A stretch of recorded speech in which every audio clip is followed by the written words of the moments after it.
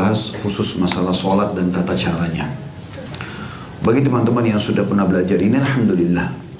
Tapi saya menemukan terlalu banyak kaum muslimin yang menganggap dan meyakini bahwasanya sholat 5 waktu kewajiban, tetapi tidak memahami tentang keutamaan dan juga tata cara yang benar.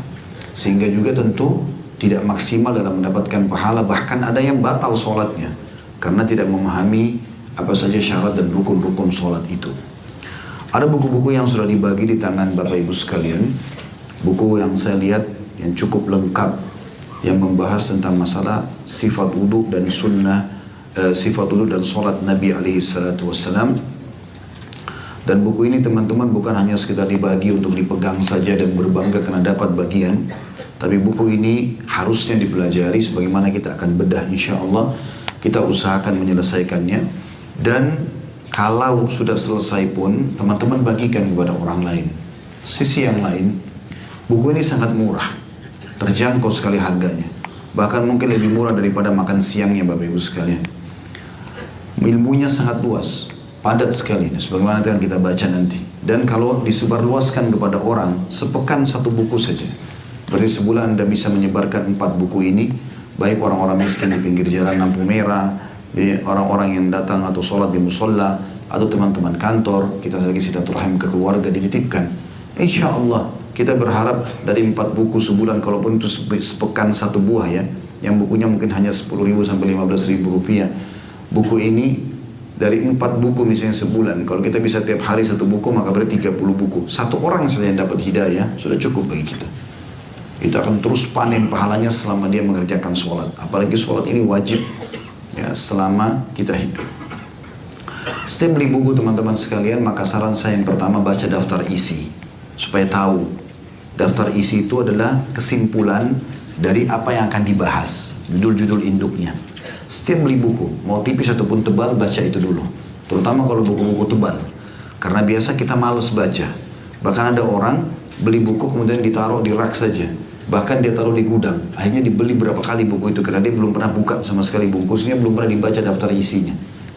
Baca daftar isi, mana tentu kalau kayak buku ini kita akan bedah dari awalnya insya Allah. Tapi kalau beli buku yang lain, teman-teman baca daftar isi, mana yang paling menarik, yang paling mengkritik buat Anda, baca itu dulu. Berikan tanda 5 menit saja sebelum ditaruh di rak. Itu nanti akan memicu kita untuk menyelesaikan isi buku itu, karena kita akan penasaran. Umumnya buku itu akan berkesinambung atau berkelanjutan, supaya buku itu diselesaikan. Bapak Ibu tolong jujur di sini. Apakah Anda setiap beli buku baca sampai habis? Hah? Senyap betul? Atau nggak pernah beli buku? Ada yang beli buku sini sampai habis dibaca? Ya. Kebanyakan orang tidak selesai kan? Karena tadi teorinya sederhana, nggak baca daftar isi. Daftar isi baca, mana yang paling menggelitik, baca dari situ dulu. Kemudian azamkan per hari baca 5 menit. Pakai stopwatch. 5 menit saja, sebelum tidur baca lagi. Lanjutin lagi. Nanti habis itu. Kalau habis manfaatnya ada. Ini bukan cuma lembaran-lembaran yang taruh di rak, sayang sekali. Ilmu itu teman-teman tidak mengambil kapasitas apapun di diri kita. Biar antum belajar 70 tahun, tidak akan pernah membuat kepala kita jadi lebih besar misalnya. Badan kita jadi lebih membengkak karena banyak ilmunya, gak ada kapasitas. Dia bertempat sendiri, tidak mengambil apa-apa, dan dia memberikan manfaat yang sangat besar. Ilmu itu kata ulama menjagamu, sementara harta kau sibuk menjaganya. Pengawas buat kita tuh, bodyguard gratis ilmu ini. Kita mau makan, kita mau minum, kita mau berpakaian, semuanya pasti akan kita secara otomatis diawasi oleh ilmu tersebut. Di sini dalam daftar isi dari mulai halaman 3 ada sifat wudu Nabi SAW, dan kita memang lebih banyak fokus sekarang ke praktek ya. Baik itu praktek wudunya akan saya tunjukkan, kemudian juga praktek ngatur softnya, praktek sholatnya sendiri. Dari takbir sampai salam supaya tata caranya benar. Karena umumnya bacaan banyak sudah diantara kita orang yang sudah menghafalnya. Cuma memang yang kita pelajari rutin di taklim kita, yang biasa terjadi sebulan 2 kali atau 3 kali kalau nggak salah jadwal saya di sini, buku dan kumpulan doa itu memang doa-doa sholatnya. Nah sekarang kita akan lebih banyak ke masalah prakteknya. Di sini juga ada sifat sholat Nabi, ya, jadi ada sifat wudu dan ada sifat sholat Nabi. Jadi ini sebenarnya 2 buku yang digabungkan ya. Dia juga dijual secara terpisah, ada sifat wudu saja, ada sifat sholat saja. Cuma kelebihan buku ini teman-teman sekalian, dia bergambar. Sehingga apa yang kita baca, apa yang kita pelajari itu ditunjukkan, dipraktikin. Ya. Kita akan mulai dulu dengan sifat wudhu Nabi SAW di halaman 3. Kenapa kita bahas wudhu? Karena wudhu adalah pintu daripada sholat itu sendiri. Tidak akan diterima sholat tanpa wudhu yang benar. Maka harus tahu tata caranya. Bagaimana syariat Allah Subhanahu Wa Taala mengajarkan kita untuk itu. Perlu digarisbawahi, keutamaan wudhu terlalu banyak. Subhanallah, hari ini tadi saya mau bawa laptop saya terlupa. Tadi pagi saya buru-buru keluar, ada saya susun banyak sekali hadith-hadith tidak kurang antara sholat, saf, azan dan juga dari wudhu, kemudian pengaturan saf, kemudian azan, kemudian sholat, itu tidak kurang dari 100 hadith. Ada sudah saya susun dan itu tinggal kita bacakan insya Allah. Mudah-mudahan di salah satu hari, 3 hari ini ada yang sempat kita bacakan itu, karena ada 2 buku yang akan saya bedah ini. Buku ini dengan izin Allah, dan ada buku lagi satu kecil, itu sifat sholat sunnah Nabi SAW. Kita berharap bisa paketkan ini. Walaupun ini sebenarnya biasanya saya ngisi pelatihan sholat ini lengkap, itu Jumat sampai Ahad. Biasanya 3 hari, tapi ini dipadatkan karena jadwal kantor. Mudah-mudahan Allah Subhanahu Wa Taala mudahkan itu ya. Yang pertama teman-teman sekalian, tentu sebelum saya baca ini keutamaan. Wudhu itu punya keutamaan tersendiri. Di antara keutamanya adalah hadits Bukhari Muslim yang kata Nabi SAW, siapapun yang berwudhu dengan menyempurnakan wudhu itu, maka akan berjatuhan bersama tetesan air terakhir dari tubuhnya seluruh dosa-dosanya. Kemudian riwayat yang lain juga Nabi SAW mengatakan, aku ingin bertemu dengan saudara-saudaraku. Kata para sahabat, ya Rasulullah, kami saudara-saudara anda. Kata Nabi SAW, bukan, kalian sahabat-sahabatku.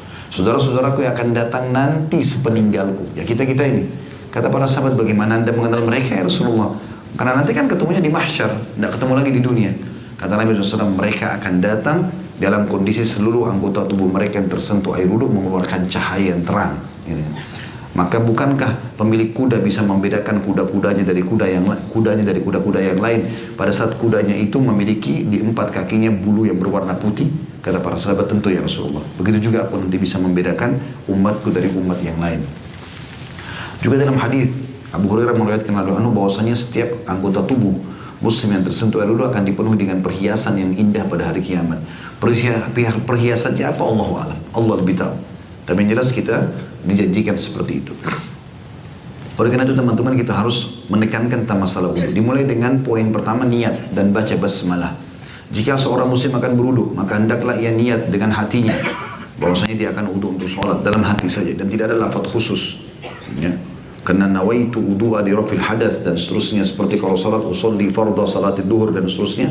Ini adalah ijtihad sebagian ulama dalam madhab Syafi'iyah. Itu pun mereka mengatakan niat-niat lafaz ini dengan lisan kalau seseorang ragu dalam hatinya untuk menyempurnakannya. Jadi bukan setiap saat dibaca sebenarnya. Sebagaimana kita di Indonesia, walaupun dia sudah yakin tetap diucapkan dengan lisan. Kalau mereka kembali kepada buku-buku induk Syafi'iyah tidak seperti itu. Itu hanya kalau ragu. Dia ragu, niat hatinya kurang, diikuti dengan lafaz lisan. Jadi tidak pernah kita temukan ada hadis Nabi SAW yang mengatakan kalau mau duhur bacalah usolli fardha salatid duhur, atau kalau mau wudhu nawaitul wudhu li raf'il hadath dan seterusnya. Tapi memang niat dalam hati terlintas mau wudhu saja. Bukan karena terpaksa oleh teman, bukan karena nggak enak sama atasan, pokoknya wudhunya karena mau ibadah. Seperti itulah terlintas dalam hati kita. Lalu dimulai dengan bismillah. Dan ini boleh diucapkan walaupun di wastafel, di shower, tempat mandi. Yang tidak boleh sebenarnya saya ajarkan itu di kloset saja. Ya. Berdasarkan sabda Nabi SAW, la wudhu'a liman lam yadhkur ismallahi alaih. Tidak sempurna wudhu seseorang kalau tidak menyebutkan nama Allah atau bismillah padanya. Hadis riwayat Ahmad dan dihasankan oleh Albani. Kata beliau, namun apabila ia lupa membaca basmalah, wudhunya tetap sah, tidak batal, tapi dia kekurangan keutamaan. Ya. Yang kedua, membasuh telapak tangan. Kemudian disunnahkan membasuh telapak tangan sebanyak 3 kali. Itu ada footnote nomor 2, angka 2 di bawah ada kecil, muttafaqun alaih. Muttafaqun alaih, kalau yang bawa pulpen tulis itu muttafaqun alaih, disepakati oleh 2. Telah disepakati olehnya, atau hadis ini disepakati oleh para ulama, yaitu maksudnya Bukhari Muslim, ada 2. Kalau disebutkan hadis muttafaqun alaih berarti disepakati oleh Bukhari dan Muslim. Dikatakan kemudian disunnahkan membasuh telapak tangan 3 kali sebelum memulai wudhu. Dan ini sambil menyelat-nyelat jari jemari. Jadi ada sunnahnya juga. Jadi kalau mau wudhu kan telapak tangan 3 kali. Sebelum wudhu telapak tangan 3 kali, cuci tangan juga 3 kali. Itu termasuk sunnah. Untuk membersihkan dulu kuman-kuman. Karena nanti tangan ini akan masukkan air ke mulut dan hidung. Maka cuci dulu tangan 3 kali, baru cuci tangan untuk wudhu yang 3 kali. Jadi kesannya 6 kali cuci tangan ya. Itu dikatakan di sini ada putut nomor 3. Pada keterangan lain disebutkan bahwa membasuh telapak tangan ini di awal wudhu. Artinya ada yang mengatakan itu adalah pisah, ada yang mengatakan digabung. Sambil menyelat-nyelat jari-jari. Nah ini nyelat ini masukkan di antara jari-jari seperti ini. Ya. Supaya antara jari-jari ini semua kena air. Perhatikan ada gambar situ diperlihatkan caranya.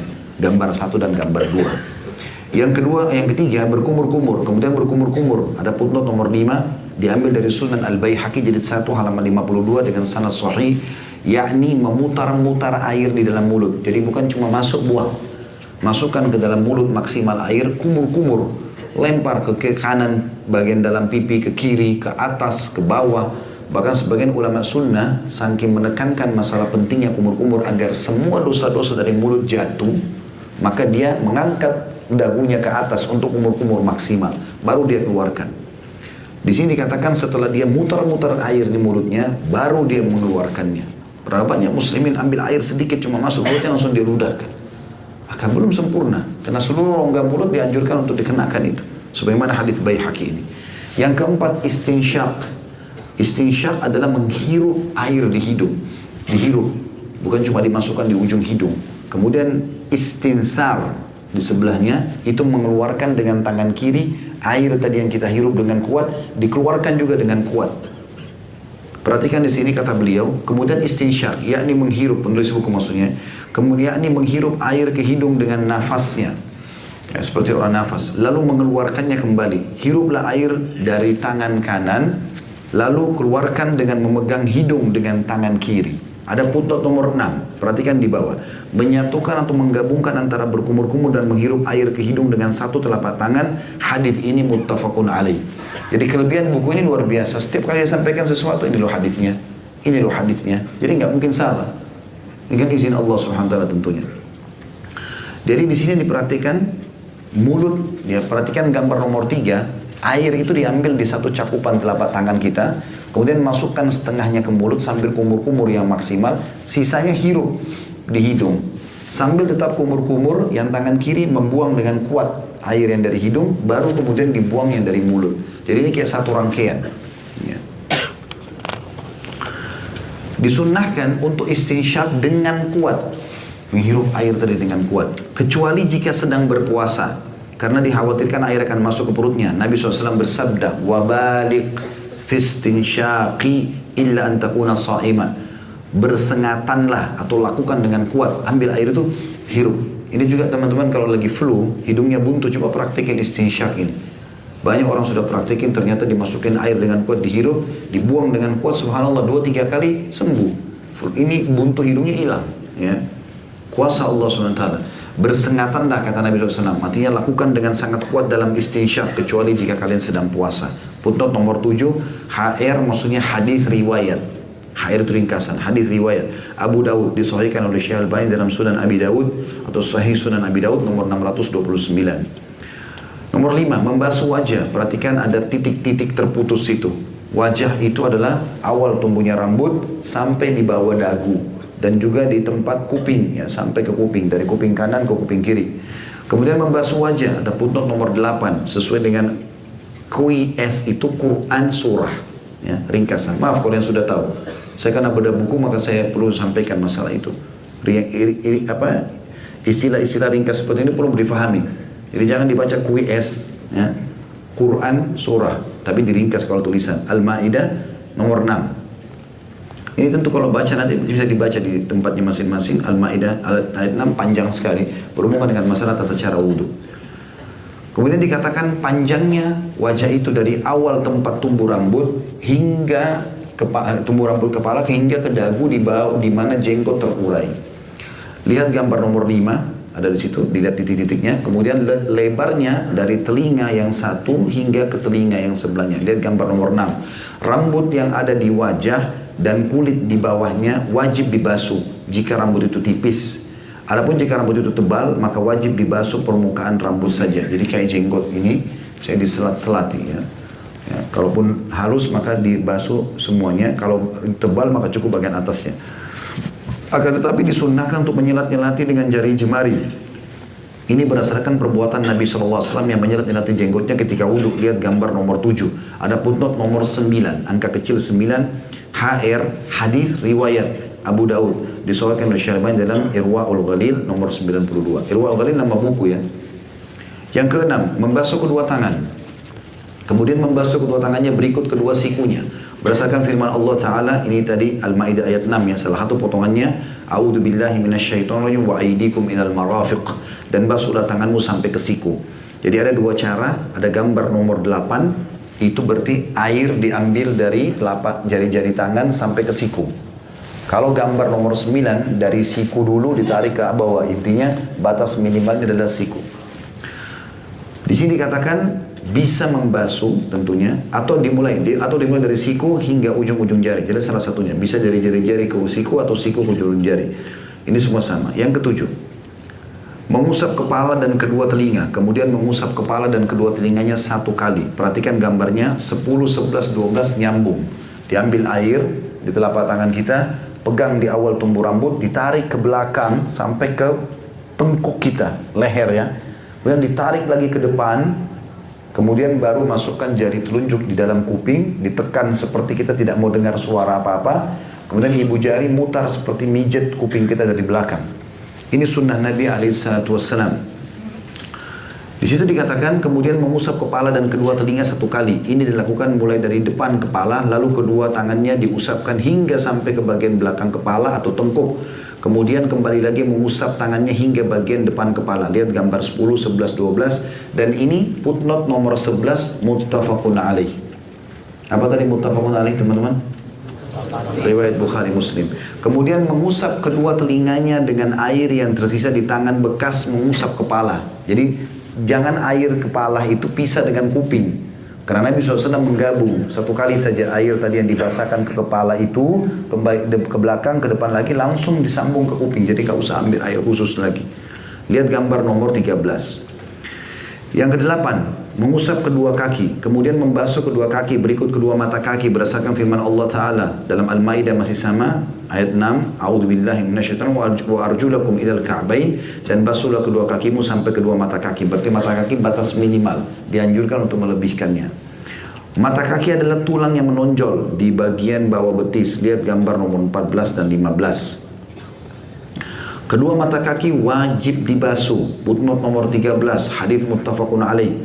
Bersamaan dengan membasuh kaki, itu di nomor 14, footnote nomor 14 di bawah, menggosok dan menyilat-nyilati jari-jari kedua kakinya disebutkan dalam Sahih Sunan Tirmidzi nomor 37 dengan jari kelingkingnya, boleh dengan tangan kanan atau tangan kirinya. Artinya pada saat bapak-bapak dan ibu sekalian cuci kakinya, maka dari mata kaki pastikan kena sampai ke seluruh bagian.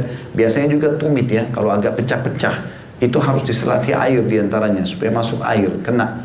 Kemudian juga jari-jari tangan dimasukkan ke jari-jari kaki. Terus dikatakan orang yang tangan atau kakinya terputus, maka ia wajib membasuh bagian anggota badan yang tersisa, yang termasuk wajib dibasuh.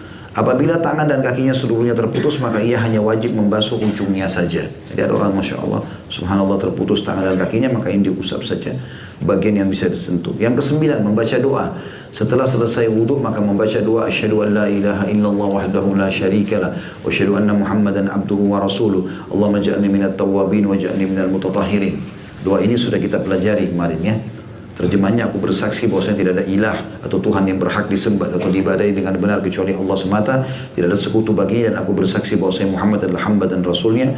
Ya Allah, jadikanlah aku termasuk orang-orang yang bertobat, dan jadikanlah pula aku termasuk orang-orang yang membersihkan diri. Hadis ini di nomor 15 HR, hadis riwayat Muslim. Adapun lafaz Allahumma ja'alni minat tawwabin adalah diriwayatkan oleh Tirmidzi dan disahihkan oleh Syaribani dalam Irwaul Ghalil nomor 96. Yang ke-10 adalah wudhu dengan secara tertib. Orang yang berwudhu wajib membasuh anggota-anggota wudhunya secara berurutan atau tertib dan berurut-urut, yakni jangan menunda-nunda membasuh satu anggota wudhu dengan hingga wudhu yang lainnya yang sudah dibasuh sebelumnya, atau yang dimaksudkan sini hingga anggota wudhu yang sudah dibasuh sebelumnya mengering. Jadi usahakan semuanya diselesaikan dalam satu rangkaian. Yang ke-11, mengeringkan dengan handuk. Dibolehkan mengeringkan anggota-anggota wudhu dengan handuk dan lain-lainnya setelah wudhunya selesai. Sekarang kita masuk ke sunnah-sunnah wudhu. Yang pertama, disunnahkan bersiwak atau bisa menyikat gigi ketika berwudhu, yakni sebelum memulai wudhu. Berdasarkan sabda Nabi SAW, "Laula an asyukka ala ummati la amartum bisiwaki ma'a kulli wudhu." Seandainya aku tidak khawatir memberatkan umatku, niscaya aku perintahkan mereka untuk bersiwak atau menyikat gigi setiap hendak wudhu. HR di bawah puntung nomor 16, Ahmad, atau hadis riwayat Ahmad disahihkan oleh Syekh Albani dalam Irwaul Ghalil nomor 70. Jadi menggosok gigi, kalau tidak ada, kata sebagian ulama, kalau tidak bisa gosok gigi kayak lagi di kantor gini, nggak ada bawa siwak, maka minimal masukkan jari telunjuk untuk membersihkan gigi, ya, sehingga membantu nanti pada saat sholat berzikir kepada Allah, membaca Al-Fatihah dan seterusnya, baca Al-Quran atau berbicara sama orang tidak akan mengganggu dengan bau mulut itu. Yang kedua, disunnahkan kepada seorang muslim untuk membasuh kedua telapak tangan 3 kali sebelum atau di awal melakukan wudhu, ya. Tadi sudah kita bilang, jadi seperti 6 kali dia cuci tangan. 3 kali pertama selain wudhu itu adalah sunnahnya, sebagaimana telah diterangkan, lihat gambar 1 dan 2. Kecuali apabila ia baru bangun dari tidur. Kalau baru bangun dari tidur, maka ia diwajibkan membasuh kedua telapak tangannya 3 kali sebelum wudhu, karena terkadang di tangannya ada kotoran atau najis sedangkan ia tidak menyadarinya. Hal ini berdasarkan sabda Nabi SAW, "Idza staiqadha ahadukum min naumi fala yaghmis yadahu fil ina'i hatta yaghsilaha thalathan fa innahu la yadri aina batat yaduhu." Apabila salah seorang dari kalian bangun dari tidurnya, dan janganlah ia mencelupkan tangannya ke dalam bejana hingga ia terlebih dahulu mencuci keduanya 3 kali, karena ia tidak tahu di mana tangannya menginap tadi malam. Ada puntung nomor 17, HR, hadis riwayat Muslim. Jadi maksudnya kalau bangun tidur wajib cuci tangan, ya. Pernah ini ada orang yang mengolok-olok hadis ini di Irak di zaman dulu. Dia mengatakan, memang ada apa dengan tangan saya?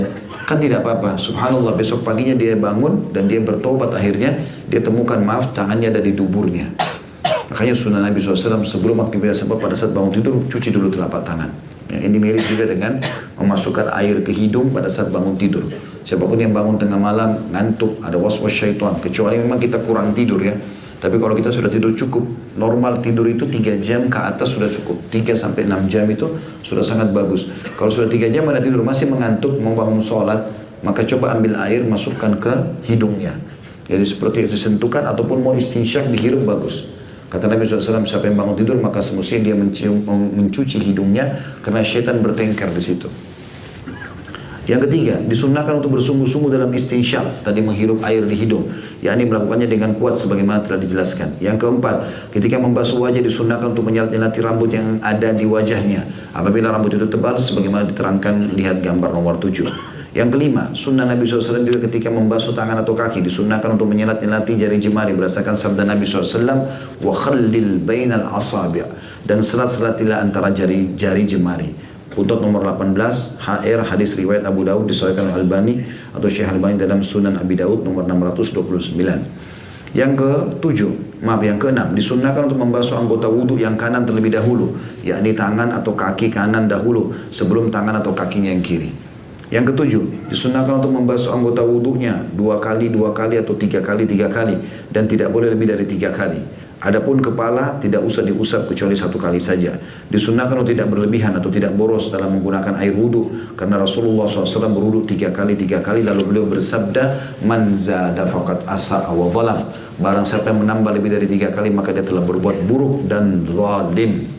Hadis puntung nomor 19, hadis riwayat HR Abu Daud disahihkan oleh Syekh Albani dalam Sahih Sunan Abi Daud nomor 123. Jadi di sini teman-teman saya sarankan kalau buka keran air, buka pelan-pelan, ya, jangan boros dan dipakai secukupnya. Dan pada saat misalnya dia lagi tidak butuh transisi dari satu gerakan pindah anggota tubuh ke anggota tubuh yang lain, matikan dulu. Seperti misalnya kalau kita mau basuh kepala, tunggu untuk kaki, matikan dulu kerannya. Jalan besar-besar air mubadzir. Ini tidak boleh. Mubadzir dengan ini dilarang oleh Nabi SAW. Kemudian hal-hal yang membatalkan wudhu. Wudhu seorang muslim batal dengan sebab beberapa perkara berikut ini. Yang pertama, ada yang keluar dari 2 jalan, kubul dan dubur. Kubul adalah kemaluan, dubur adalah bagian belakang, berupa air kecil ataupun berupa air besar ataupun buang air kecil. Yang kedua, kentut atau mengeluarkan angin.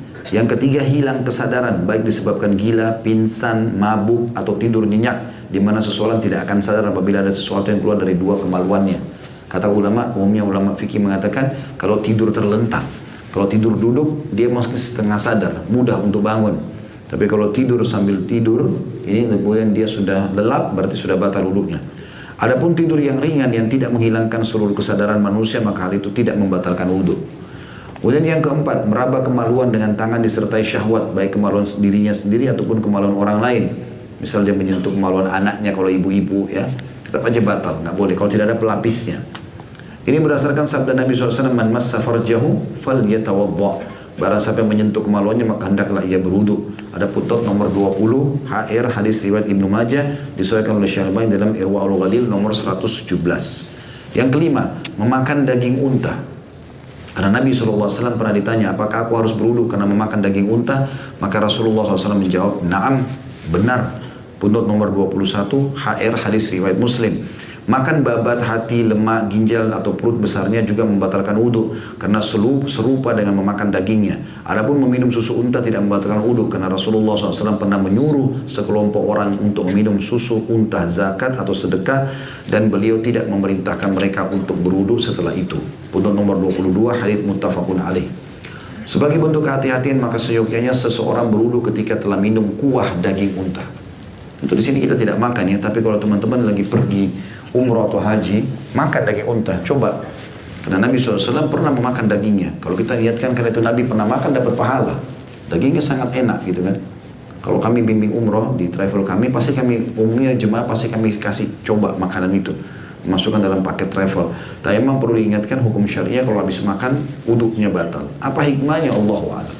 Teman-teman temukan banyak sekali artikel di internet sekarang, di Google ditemukan hikmah-hikmah banyak. Ceramah-ceramah itu banyak, tapi itu hikmah ijtihad orang. Intinya kita sebagai seorang muslim, mereka katakan batal wudu, ya batal wudu, selesai. Wudu aja lagi, kan gitu. Ada hikmah, gak ada hikmah, tetap saja kita mengikuti syariat Allah subhanahu wa ta'ala. Hal-hal yang diharamkan terhadap orang yang berhadas. Ya. Apabila seseorang muslim berhadas, yakni tidak dalam keadaan mempunyai wudu, itu namanya orang berhadas ya. Maka diharamkan kepadanya beberapa hal. Yang pertama memegang mushaf. Berdasarkan sabda Nabi SAW kepada penduduk Yaman, la yamassul Qur'ana illa tahir. Tidak boleh menyentuh Al-Quran kecuali orang yang dalam keadaan suci. Hadits footnote nomor 23 sini hadits riwayat Ad-Darqutni disahihkan oleh Syekh Al-Albani dalam Irwaul Ghalil nomor 122. Adapun membaca Al-Quran tanpa menyentuh mushaf adalah diperbolehkan. Tentu di sini mushaf maksudnya adalah Al-Quran utuh ya, kayak fisik begini.